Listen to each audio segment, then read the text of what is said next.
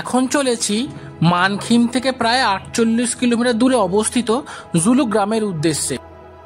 মাঝে দাঁড়িয়েছিলাম রংলি মার্কেটে নাথাং যাওয়ার সমস্ত পারমিশনের কাগজ তৈরি করার জন্য, যদিও সেটি এখন অনলাইনেই হয়ে যায়।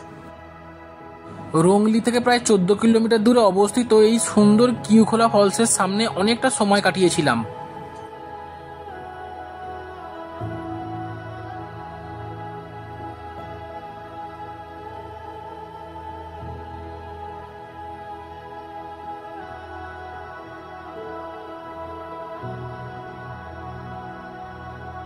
এরপর ধীরে ধীরে গাড়ি যত উপরে উঠতে থাকে বাড়তে থাকে ঠান্ডার দাপট।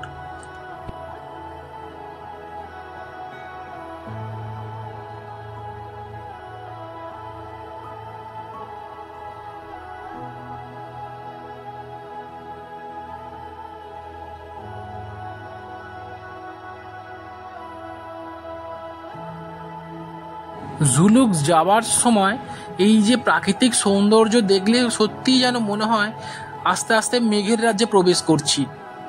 মেঘের এই স্বর্গরাজ্যে আসলে হয়তো নিজেকেই হারিয়ে ফেলতে হয় মেঘেদের মধ্যে।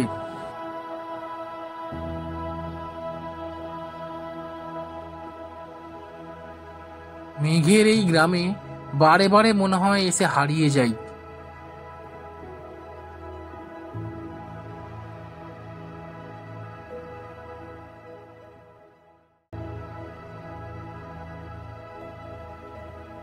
এইবার আমার জুলুক ভ্রমণে রাত্রিবাসের ঠিকানা টিবেটিয়ান ভিলার হোস্ট নামিলজির বাড়িতে। অত্যন্ত ভালো হাসি খুশি মানুষ।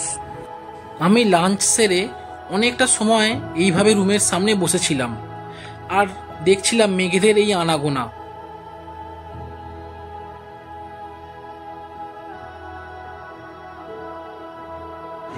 বিকেলে বেরিয়েছিলাম সুন্দর এই গ্রামটিকে পায়ে হেঁটে ঘুরে দেখতে।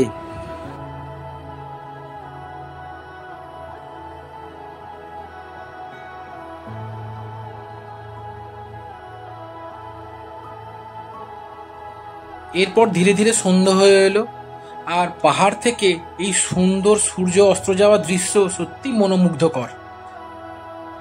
এরপর সন্ধ্যের স্ন্যাক্সে এলো গরম চিকেন মোমো।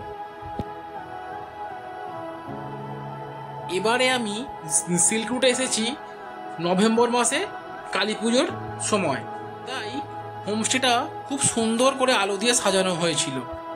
কালী পুজোর জন্যই আশেপাশে সমস্ত বাড়িতেই সুন্দর করে আলো দিয়ে সাজানো হয়েছিল, যা দেখতে সত্যি ভীষণই ভালো লাগছিল।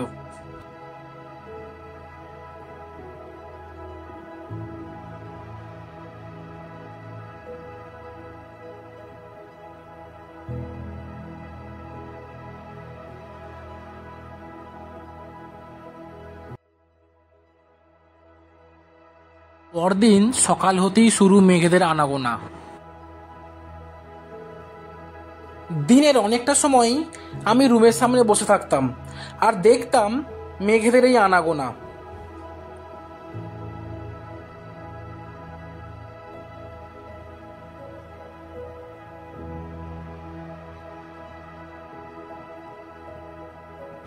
আজ জুলুক থেকে বিদায় নেওয়ার পালা।